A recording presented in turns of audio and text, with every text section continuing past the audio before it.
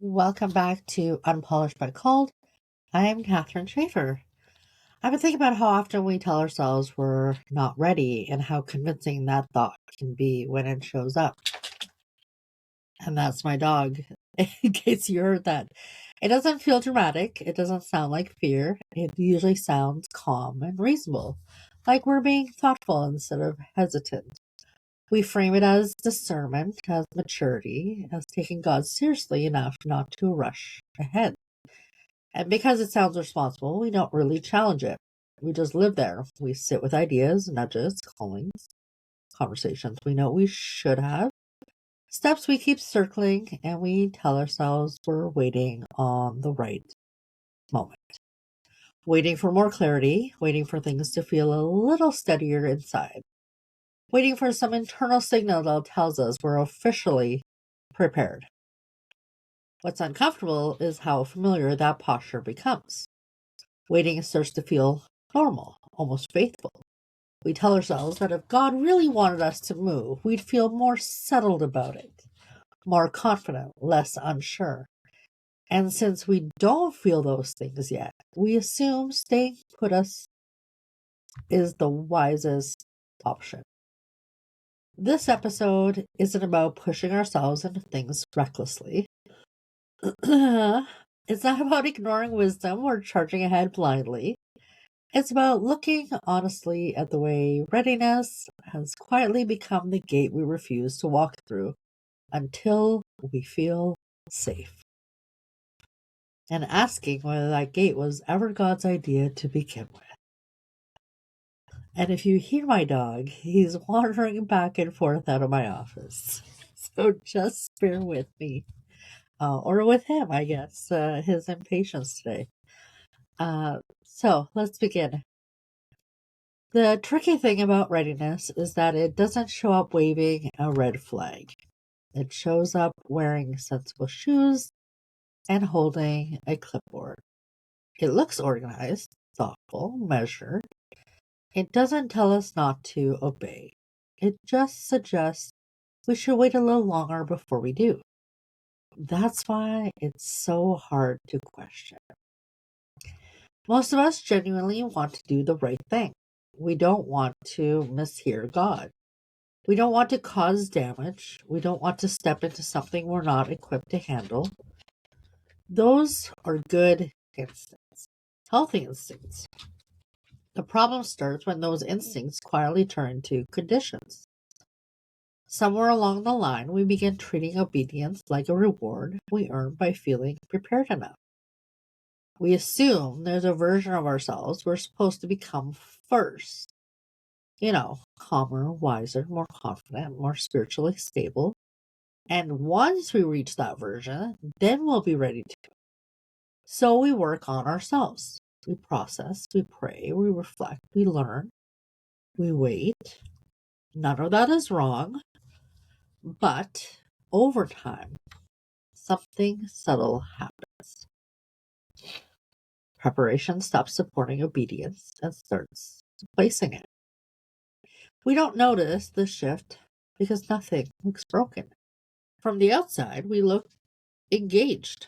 From the inside, though, there's a quiet sense of being stalled. Not stuck exactly, just circling, revisiting the same questions, re examining the same fears, telling ourselves we're being patient when we're actually just uncomfortable with what moving forward might cost us. Readiness becomes a way to manage risk. If we wait until we feel ready, then maybe we won't fail publicly. Maybe we won't disappoint people. Maybe we won't embarrass ourselves. We won't have to admit we don't know what we're doing. Oof. Waiting feels safer than stepping. And because it feels safe, we assume it must be wise. But here's the part that's uncomfortable to admit. Feeling ready has very little to do with being ready. Most of the things that matter in our lives didn't begin when we felt confident. They began when we felt unsure but moved anyways. Confidence tends to follow action, not precede it. Clarity often shows that once we're already in motion. But readiness myth tells us the opposite. They tell us we should feel settled before we move, aligned before we act, strong before we obey. They suggest that hesitation means we're not meant to go yet, instead of considering that hesitation might simply mean something matters. We also absorb a lot of this from the world around us. We live in a culture that celebrates expertise and knowledge. We're encouraged to wait until we're qualified, trained, and validated before we step into anything meaningful. That mindset doesn't stay confined to work or education. It seeps into our faith. We start believing we need a certain level of spiritual maturity before we can serve, a certain amount of healing before we can speak, a certain depth of understanding before we can respond to what God is nudging us toward. So we keep working toward an invisible standard that keeps shifting. Every time we get close to feeling ready, something else surfaces. Another insecurity, another reason we might not be prepared enough, another voice that says maybe we should just wait a little longer to be safe. Oof, that cycle could go on for years. And because waiting doesn't look like rebellion, no one questions it, not even us. We don't say no to God, we just don't say yes either. But here's where readiness quietly becomes dangerous. Not because preparation is wrong, but because it convinces us that obedience should feel safe before it feels faithful. God doesn't usually work that way. When we look at the pattern of Scripture, God consistently calls people who feel unqualified, unsure, completely unprepared. He doesn't wait for them to resolve their fear or sort out their confidence. He meets them in motion. That doesn't mean God is careless. It means he knows something we forget. Growth happens through obedience, not before it.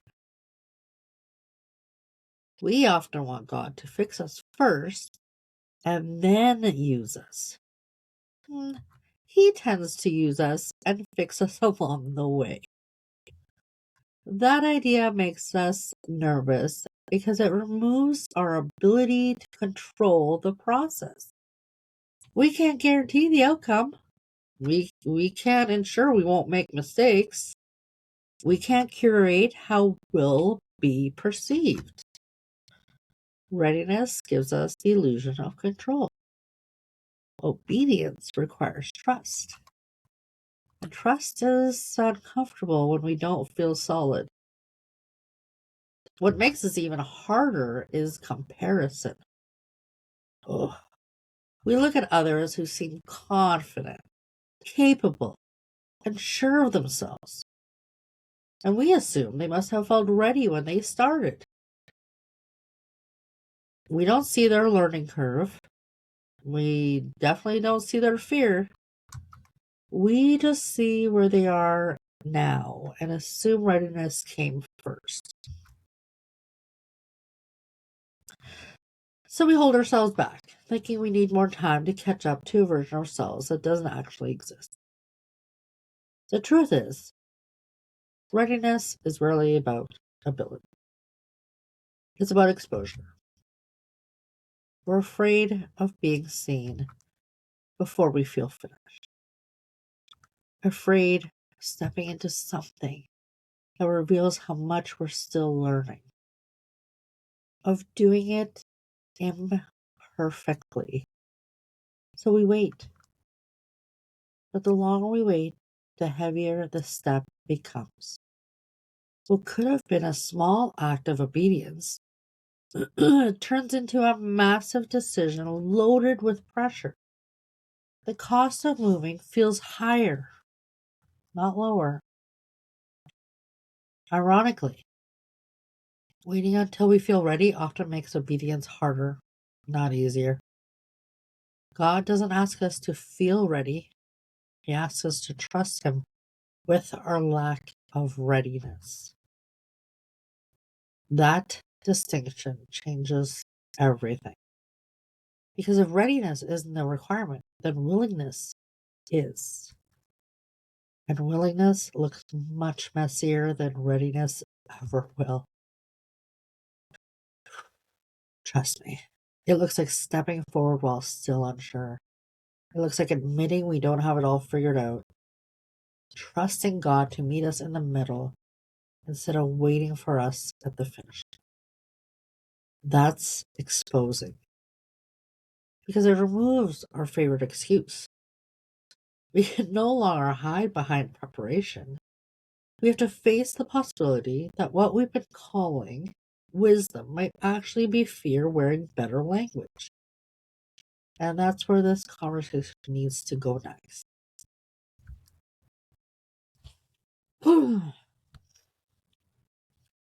Once we start noticing how readiness has been functioning in our lives, it gets uncomfortable fast. Not because the idea is complicated, but because it's personal. We begin to recognize how often we postpone things we already knew we were supposed to do, not because we were confused, but because acting would have required vulnerability we didn't feel equipped to handle. And that's the piece we usually skip over. Readiness isn't really about information. Most of us already know what the next right step is. We know which conversation we've been avoiding. We know which habit needs to change. We know where we've been nudged to serve, speak, start, stop, or stay. The issue isn't awareness, it's exposure.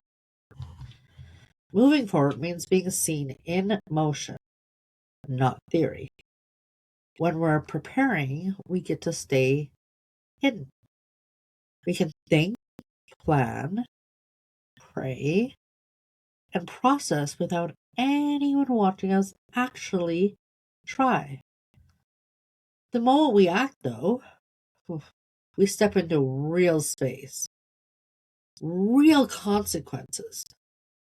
Oh man, and real reactions from people, and chances to get it wrong. Readiness gives us cover from that risk. It allows us to say, I'm not there yet, instead of, I'm scared of what this might reveal about me.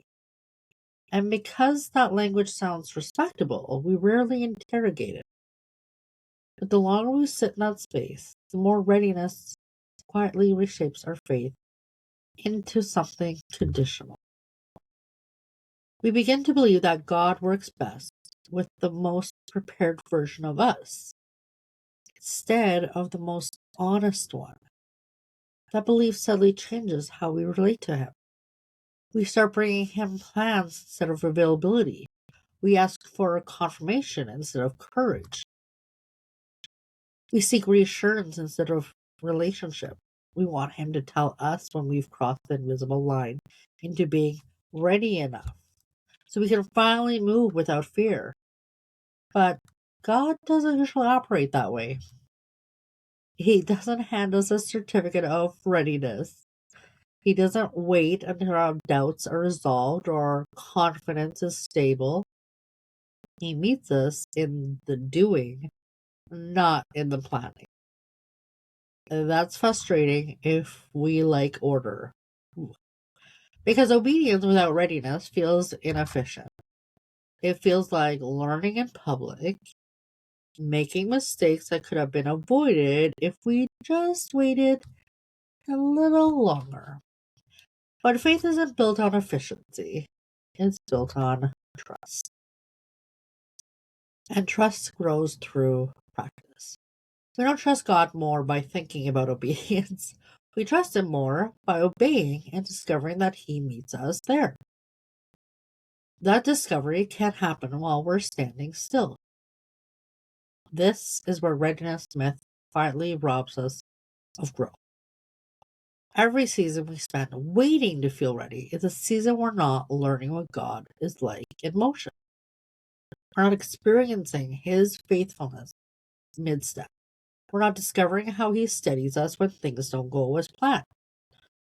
We tell ourselves we're being patient, but often we're just delaying the very formation we're asking for. God shapes us through response, not rehearsal. There's also something deeply humbling about acting before we feel ready. It forces us to admit that we don't have control over the outcome, that we might not perform well, that we might need help, that we might fail and have to get back up. Readiness protects our pride more than we realize. It allows us to present a more polished version of ourselves to the world, one that looks capable and composed. Obedience before readiness strips that away.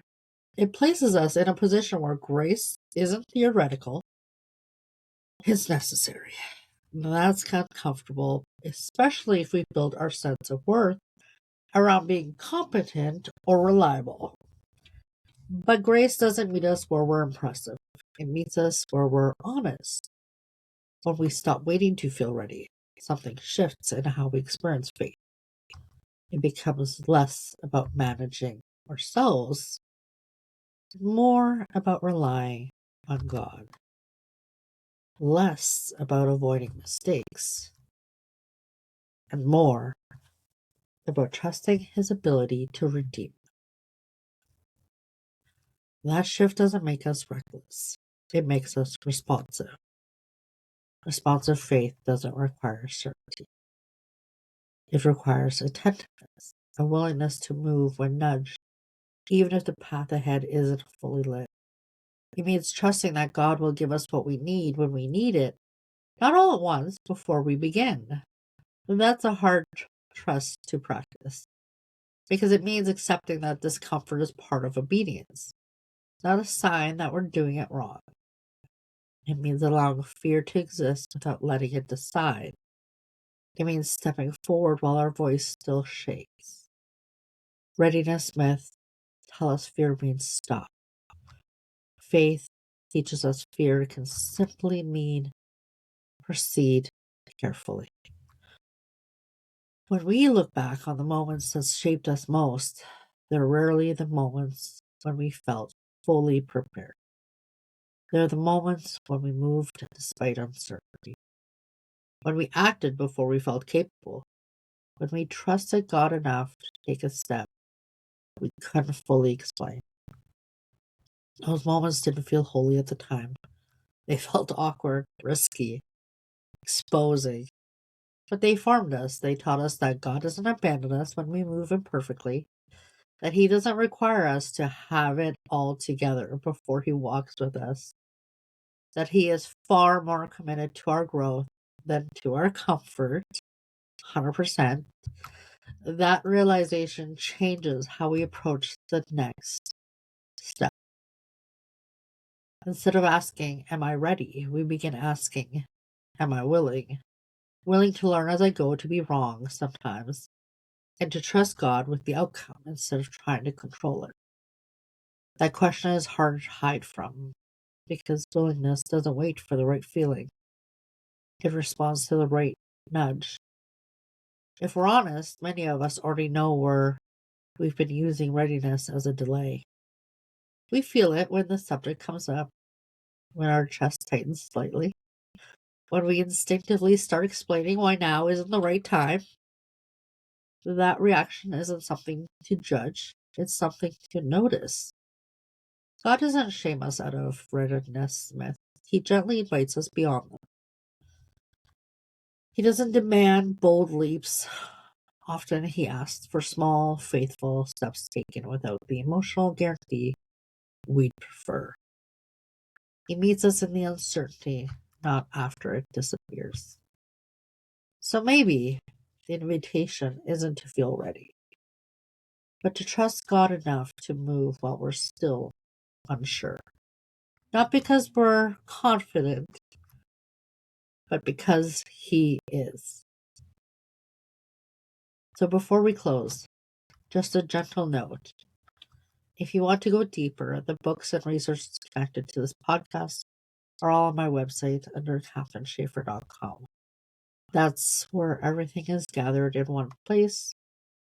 You can also find me on Facebook under my real name, Kathrin Shaffer, and there's a separate group called Unpolished, but called that's still fairly new and growing. If you want space for slower, more honest conversation around these themes. And just so you know, this coming Friday we'll be doing something a little different. We'll be sharing our first official interview on the podcast, a real conversation with Rory Paquette, someone who's been part of this journey behind the scenes. It fits naturally alongside everything we've been talking about here, just through a different voice. If you're waiting to feel ready before you move, you may be waiting on something God never promised. Sometimes the step comes first and the confidence follows later. Have a wonderful Wednesday or whenever you're listening to this. Have a wonderful day, friends, and I'll catch you on the next episode.